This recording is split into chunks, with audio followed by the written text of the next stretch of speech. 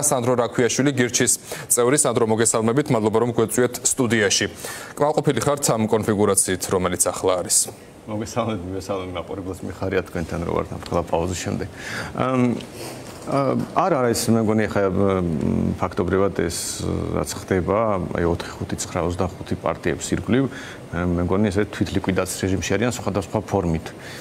და ყველაფერი შეიძლება დაარქვა ამას გარდა ბრძოლისა და ქართული ოცნების დამარცხების. ანუ ეს რამე თუ შეიძლება ყოფილიყო ცუდი ოპოზიციის მხარეს, ეს ეხა მოხდა. და ჩვენ საერთოდ თავიდანაც ვამბობდით, რომ გასაგებია, რომ როცა შენ ოპონენტს 1000-ჯერ მეტი რესურსი აქვს ნებისმიერი სახის. ერთ-ერთი შანსი არის დაამარცხო, როცა აქეთ ხარ ეს ყველაფერი რაც გაერთიანებულია რაღაც ფორმით მაინც. და როცა ბოიკოტზე დაიწყო საუბარი, მაშინ ისიც თქვით, რომ ჩვენც კი შემოგიერთებით ბოიკოტში, თქვენ თუ გახვალთ ბოიკოტში. ოღონდ ეხლა რო აღმოაჩინეს ნაცემბა, რომ ლელოს ცესკოში ყავს წევრი დანიშნული. მაშინ ვიცოდით ყველამ. ცესკოში დანიშნეს, ფული აიღეს, პარლამენტიდან არ გამოვიდნენ და არჩევნებში საუბარი მიიღო მონაწილეობა და თქვით, რომ თქვენ თუ ამ ყველაფერზე წამოხვალთ, კი ბოიკოტი ჩვენ როგორ არ მოგწონს, ცუდი გამოცდილება გვაქვს, მაგრამ აი ესეც კი უკეთესია, ვიდრე ეხლა რაც ხდება.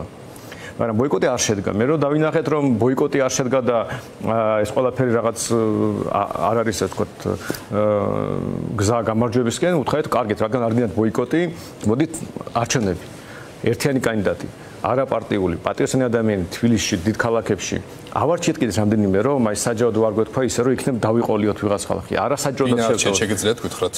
ნუ აი მაგალითად იაგო მეჩევაძეც დაასახელა როგორც რაღაც კალაძეს კონკურენტი, მაგრამ უბრალოდ იმიტომ კი არა რომ მასთან რაღაც შეთანხმება ქონდა, როგორც პრინციპი რო აგვეხსნა, მაგრამ ისედაც ველაპარაკებოდით კულუარულად, როცა მარტო საჯაროდ კი არ ველაპარაკებოდით, რომ ხალხო ხო ბოიკოტი ხო არ გაქვთ, ხო ნაღდად არ გაქვთ ბოიკოტი, ხო ხედავთ და არჩევნები ახლოვდება, მოდით დაორგანიზდეთ.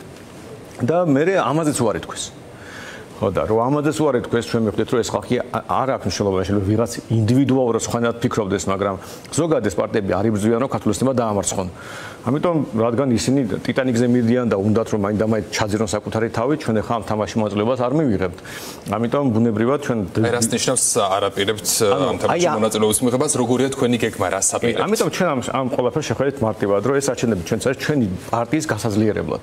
ჩვენ გვესმის, რომ ახლა ჩვენი რესურსებით ჩვენი არსებული რეიტინგით წინა არჩევნებით ქართულ ოცნებას ვერ დავამარცხეთ. ამ პარტიებს ვისაც რესურსი ჩვენზე მეტი აქვს და შეიძლება რამე გამოსულიყო, არ უნდა ქართულ ოცნების დამარცხება. რასაც არ უნდა ლაპარაკობდეთ. ლელოსთან და გახარიასთან შესაძლოა თუ არა თქვენ რაიმე საერთოება გამონახოთ და ილაპარაკოთ ერთმაგიდასთან დასხდეთ. კიდევ ჩვენ ზოგადად ლაპარაკის წინამდები ნაღდად არ ვართ და სულ მოწადებული ვართ, მაგრამ ხონდა გვესმოდეს რაღაც აი როგორ გითხრათ, ლაპარაკის სვარკეთდება. და ლილომ და გახარიამ ყველაფერი გააკეთა, რომ აი რაც ახლა მithmes ლილოს წინამდე ხდება, მეგონი სულად დამსახურებულია, იმიტომ რომ ბოლოს და ბოლოს აიღე და თქვი რა რაც გინდა.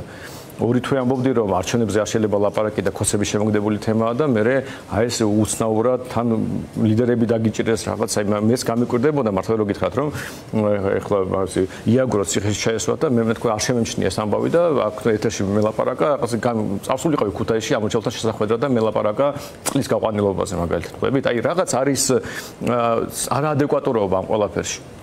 მაგრამ მეორე პრობლემა ის არის რომ ის ხალხი ვინც ბოიკოტშია და ვინც ლელოს ლანძღავს ისინი არ ამბობენ რას აკეთებენ. ანუ ხვდებით რა შეასაქმე რომ კარგი ბოიკოტში ხარ, მაგრამ ეს ხო ნიშნავს რომ რევოლუციას ამზადებ. ხო და როცა 4 ოქტომბერს აანონსებ რევოლუციას სტადიონზე კალაძის ფულით თუ მერის დახმარებით, ეს უკვე კომიკურს ხნის სიტუაციას და აქაც ხო არ შეიძლება. ამიტომ არც იმათან უნდა გაეკარო, არც ამათ უნდა გაეკარო და ზოგადად ჩვენ ასეთი პოზიცია გვაქვს, რომ ამ ხალხს არ ვეკარებით და ჩვენ თავს უნდა მივხედოთ. ჩვენი თქვენ არჩევნებში აპირებთ მონაწილეობის მიღებას, იცით რა შედეგი დაიდება, უბრალოდ თქვენი უკვე პარტიული ინფრასტრუქტურა რომ გააძლიეროთ. კი, ვიცით, გლობალურად გასაგებია, რომ ახლა ქართულ ოცნებას არაფერი არ ემუქრება ასეთი სიტუაციით, მაგრამ მე მინდა რომ ისეთ შედეგი დაიდოს, რომ მე მყავდეს, რა ვიცი, რამდენიმე ათეული საკრებულო. აი თუ არის შესაძლებელი მაგალითად თქვენ გახარიამ და ლელომ შეჯერდეთ ერთ კანდიდატზე, ასეთ შემთხვევაში თუ შეიძლება დაამარცხოთ ქართული ოცნების კანდიდატი. ძალიან ფანტასტიკურ სცენაზე მეკითხებით. არა, როგორ ელემენტარულად დავიღოთ თბილისის. თქვენ თავად საუბრობდით საერთო კანდიდატებზე. კი, მაგრამ საერთო კანდიდატები მე შეიძლება საერთოდ არ მოწოდეს გვარამია ნაცმოძრაობა, მაგრამ იმათი რეიტინგი ხო არ შეიძლება წაშალო. ანუ თბილისში ქოცებს ჰქონდათ 53%. აქეთ კი ბატონო 57-ში ხო შედის ყველაფერი. არა მარტო ჩვენი ალტინფოს ხო შედის. ეს ხო არის უბრალოდ 53-ია და აქეთ ყველა შენია.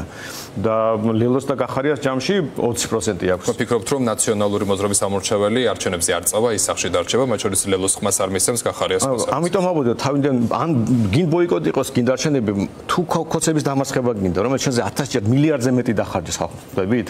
და ადმინისტრაციული რესურსი და ყველაფერი. აი თუ ამის დამარცხება გინდა, როგორ შეიძლება უბრალოდ ორი პარტიის იმედად იყოს? არ შეიძლება ეს განხეთქილება ყველაფერს ანგრევს.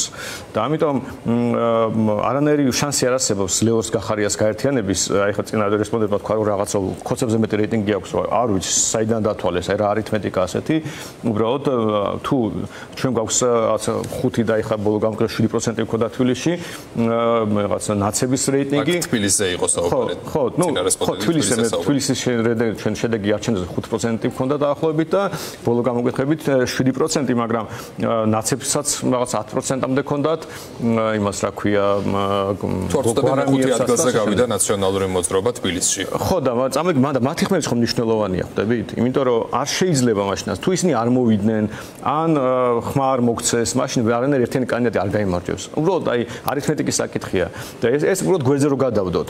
და მეორე რომ ელემენტარული ნდობა და ავტორიტეტის საკითხი სხვა არის. აი როგორ შეიძლება ლილო როგორც იქცევა, აი ესეთი არათანმიმდევრულობა, ასეთი გაუგებრო, თავისივე წევრები რო ვერ უგებენ, ბოლოს და ბოლოს აგრამდენ ადამიანი დატოვა, ხო? ანუ თავისიანებს ვერ აუხსნეს რას აკეთებდნენ და თან ხო უბრალოდ მართლა უხერხულია ციხეში უზით ლიდერები და აი ესეთი უცნაურ სიტუაციაში შეიკრა. ანუ როგორ თქვა ვერ ჩამოყალიბდნენ რაღაც ერთ პოზიციაზე, თუნდაც შიგნით გუნდში. ამიტომ ეს ფანტასტიკი ჟანრია, ეხლა რაღაც გახარიას ლელოს მით უმეტეს ჩვენთან ერთად რაღაც საერთო კანდიდატი მართლა რომ. და თუ კი ამ პროცესში მონაწილეობას მიიღებდა ნაციონალური მოძრაობა კოალიციას სრულებისთვის, თქვენი აზრით შანსი იქნებოდა მათ შორის თბილისის მოგების? თეორიულად რა თქმა უნდა, უბრალოდ ეს ადრე უნდა დაწყებულიყო, იმიტომ რომ ამ პარტიებმა თავისი ამორჩეველი ტყუილში აცხორეს ფაქტობრივად, თუ გახსოვთ, არჩევნების გაყალბების საკითხი ამოწრული იყო და ოქტომბრის ბოლოსკენ ყველა შეგვეებული იყო იმისთვის, რომ ნოემბრის ბოლოსკენ რომ არაფერი აღარ მოხდა და ქართული ოცნება მართლობაში რჩება და მთელი ეს პროცესი დაიწყო კობახიძის განცხადების ევროინტეგრაციის გამო. მაგრამ მე ისევ არჩევნები გაყავდა, ამას მიაწვნენ და როცა შენ ამორჩეულს 6 თვე ეუბნები რომ არჩევნები გაყავდა, ხის არალეგიტიმურია და მე უბრალოდ არ შეიმჩნევდა არჩევნებში მიიღო მონაწილეობა ცოტა უხერხულია, ამიტომ მე არ მგონია რომ ნაცებმა ან გახარიებმა გვარებმა შეიძლება არჩევნებში მონაწილეობა მიიღონ, უბრალოდ დაკარგავენ რაც ყავთ ამორჩეულს იმასაც. და როგორც გავიგე, ბოლოს კითხავთ, თქვენ მერობის კანდიდატი თბილისში არ გეყოლებათ?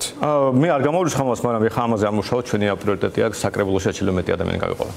მადლობა სტუდიაში მოგზაურობისთვის, სანდრო რაქვიაშვილს უსმედით პირდაპირ ეთერში.